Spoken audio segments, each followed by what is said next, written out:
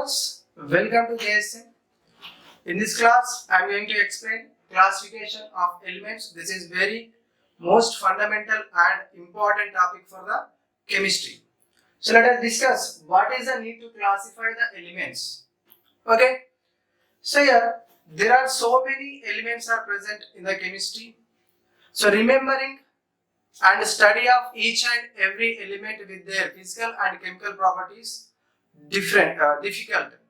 So that's why the elements which having same physical and chemical properties grouped together. So that is very easy to remember and study.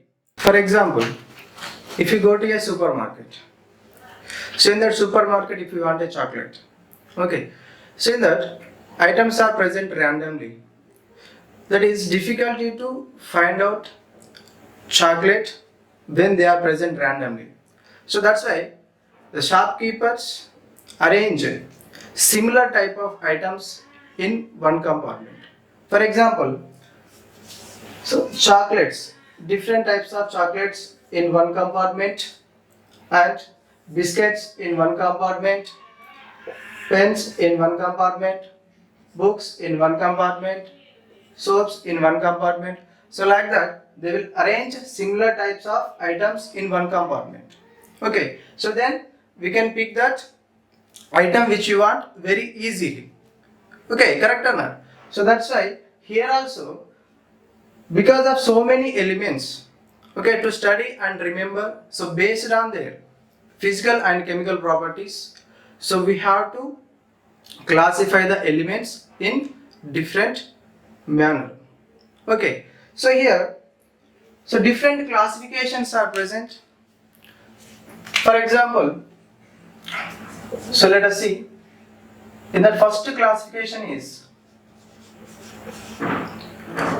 okay, Lavoisier classification. Lavoisier classification. Second one, Dobereiner classification. So Dobereiner, law of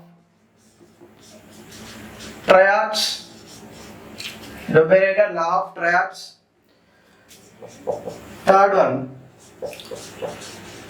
Newland's law of octaves. So Newland's law of octave. Next one, Luther Meyer classification. Next, Mendeleev's classification. Mendeleev's classification. Next one, modern periodic table. Modern periodic table, or also we can call it as long form of periodic table. Long form of periodic table. Periodic table. Okay, the first one, Lavoisier classification, Dobereiner law of triad, Newland's law of octave, Luther Meyer classification, Mendeleev's classification, and next one, modern periodic table or long form of periodic table. Let us see Lavoisier classification. So Lavoisier classified elements into two categories. They are metals and non-metals based on hardness and malleability and luster. Okay, Lavoisier classified elements into two categories. Those are metals and non-metals based on hardness, malleability and luster. But one drawback is he could not cover all the known elements at that time. For example, metalloids. Okay, so drawback is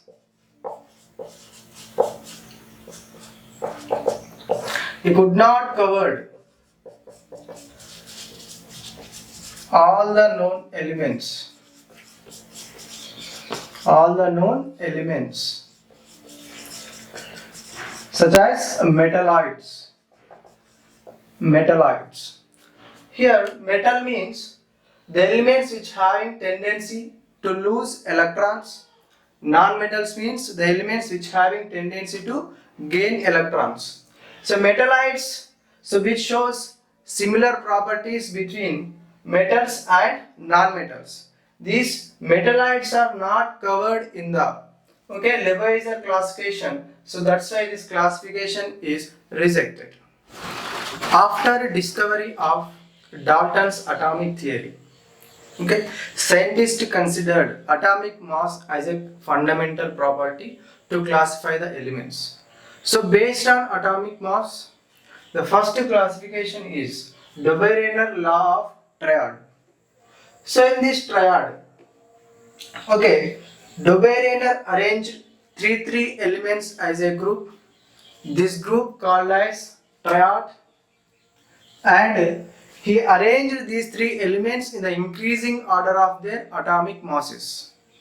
So in this triad, so middle element of this triad, atomic mass nearly equal to the atomic masses of the average atomic masses of the remaining two elements present in the triad. For example, so if you take lithium, sodium, potassium, three elements as one triad. In these three elements, middle element atomic mass is equal to the arithmetic mean of remaining two elements. Here arithmetic mean means average of the remaining two elements. Middle element atomic mass is nearly equal to the arithmetic mean of remaining two elements. So these three elements shows, the elements which are present in the triad shows similar physical and chemical properties. Let us see here. So lithium atomic mass is 7. Lithium atomic mass is 7. Potassium atomic mass is 39. So when you take the average here, 7 plus 39 equal to 46 by 2. Average value is 23. So sodium atomic mass 23. That means sodium atomic mass equal to the remaining two, average of remaining two elements. So let us see next example. Chlorine, bromine, iodine. Chlorine, bromine, iodine. Chlorine atomic mass 35.5. Iodine atomic mass 127. So let us take average. 127 plus 35.5 equal to 162.5 by 2. So average of these two elements atomic mass, that is 81.25. 81.25. Average value is 81.25, but bromine exact atomic mass is 80. That means middle element atomic mass is nearly equal to the average of remaining two elements. Let us see next triad. Calcium, strontium, barium. Calcium atomic mass 40. Barium atomic mass 137. So if you take the average, 40 plus 137, 177 by 2. What is the average value here? 88.5. So average value is 88.5. But what is the strontium atomic mass here? Strontium atomic mass is 88. That means strontium atomic mass nearly equal to the average atomic masses of remaining two elements, and these three elements shows similar properties. So let us see next triad: phosphorus, arsenic, antimony. Phosphorus, arsenic, antimony. Phosphorus atomic mass is 31, antimony atomic mass is 120. Here, if you take the average, 31 plus 120 equal to 151 by 2. So 151 by 2 equal to 75.5. 75.5. Okay, but arsenic atomic mass is 75. Okay, atomic mass of arsenic equal to, nearly equal to atomic masses, average atomic masses of the phosphorus and antimony. So let us see next example: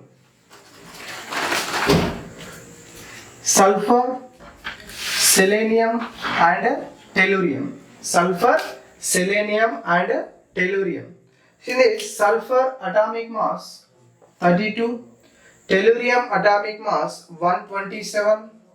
So if you take the average, so how much value you will get? 32 plus 127 equal to, okay, 32 plus 127 equal to 159 by 2. So what is the average value here? It is 79.5. 79.5 is the average value, but selenium atomic mass is 79. Means selenium atomic mass nearly equal to average atomic masses of the sulfur and tellurium. Okay, so if you take iron, cobalt, nickel. Iron, cobalt, nickel. Iron atomic mass is 56. Nickel atomic mass is 57.5. 57.5. So if you take the average, 56 plus 57.5 equal to 113 by 2. So what is the value of 113 by 2? That is 56.75. 56.75. So what is the cobalt actual atomic mass? That is 57. 57. Okay.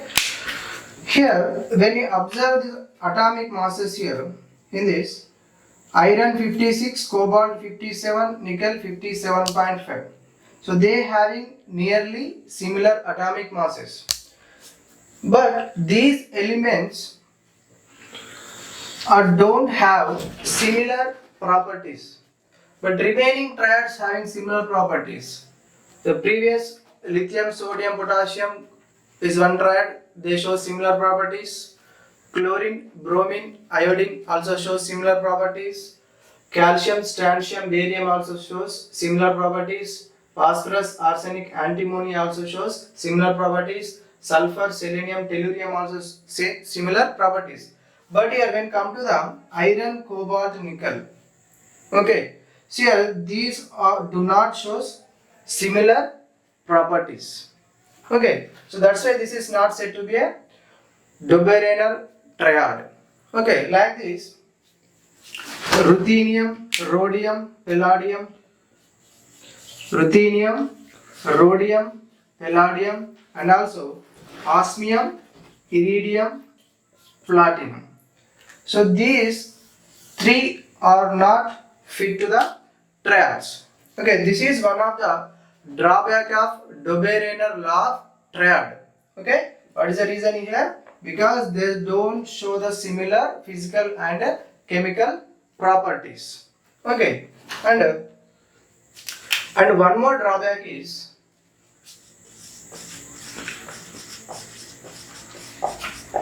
he could not cover all the known elements. Okay, he could not cover all the known elements. Could not cover all the known elements. All the known elements. Okay, this is one drawback. Okay, what is the drawback here? Could not cover all the known elements is one drawback, and in some triads they don't have three elements don't have similar physical and chemical properties. So that's why this theory rejected.